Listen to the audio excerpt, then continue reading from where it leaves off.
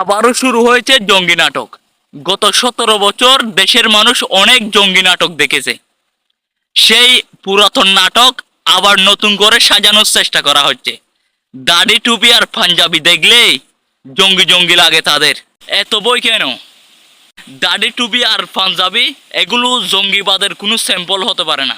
এটা রাসূলের সুন্নত। রাসূলের সুন্নতকে যারা জঙ্গি বলে প্রচার করে তারা হচ্ছে ভারতীয় দালাল আর বিদেশির এজেন্ট। যারা দাড়ি টুপি আর পাঞ্জাবিকে জঙ্গিবাদ বলে তারাই হচ্ছে আসল জঙ্গি। খোঁজ নিয়ে দেখেন, তারাই বিভিন্ন দেশের মধ্যে গণহত্যা চালায়, তারা বিভিন্ন মুসলিম দেশের উপর গণহত্যা চালায়, আর তারাই মিডিয়ার সামনে ভালো সাজার চেষ্টা করে। গাজায় গণহত্যা তো তারাই চালাচ্ছে। জাতীয় সংঘ কি এই বিষয়ে কোনো পদক্ষেপ নিয়েছে? নেয় নাই। জাতীয় সংঘের কাজ হচ্ছে তীব্র নিন্দা জানানো। দাড়ি টুপি আর পাঞ্জাবি দেখলে জঙ্গি মনে হওয়ার কারণ কি? এটা কিন্তু খুবই মারাত্মক রোগ। এই রোগে যাকে ধরে তাকে সহজে ছাড়ে না।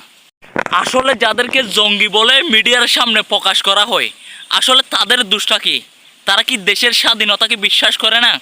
তারা কি নারীদেরকে ধর্ষণ করে? তারা কি বাংলাদেশের কোনো রাজনীতিবিদদেরকে হত্যা করে? তারা কি দেশটাকে বিদেশিদের হাতে তুলে দিতে চায়? তাহলে এগুলো যদি তারা না করে, আসলে তাদের দোষটা কি? কি কারণে জঙ্গি নাটক সাজানো হয়? দেশের জনগণকে সেটা বুঝতে হবে। কেন দাড়ি টুপি আর পাঞ্জাবি দেখলে এত ভয় লাগে তোমাদের? কেন মিডিয়া জঙ্গিবাদ বলে এতই প্রচার করে? কাদের হয়ে কাজ করে মিডিয়া? জনগণকে সেটা বুঝতে হবে। বাংলাদেশের যেগুলো ধারাবাহিক মিডিয়া আছে তার বেশিরভাগ ওই মিডিয়া কিন্তু বিদেশিদের নিয়ন্ত্রণে। তারা দাড়ি টুপি দেখলেই, পাঞ্জাবি দেখলেই সেটাকে নিয়ে তাদের চুলকায়, তাদের মাথা ব্যথা হচ্ছে সেটাই। তারা চায় না এদেশে ধর্মীয় চর্চা হোক।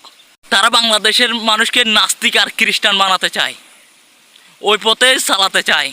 সেজন্য দেশের মানুষকে অবশ্যই সতর্ক থাকতে হবে। পৃথিবীর সবচাইতে বড় সন্ত্রাস যদি বলি, সেটা হচ্ছে মিডিয়া সন্ত্রাস। এই মিডিয়ার মাধ্যমে মুসলমানদেরকে সন্ত্রাস বানানো হয়, আর আসল সন্ত্রাস যারা তাদেরকে আড়াল করা হয়। এই মিডিয়াকে ব্যবহার করা হয় সবচেয়ে বেশি।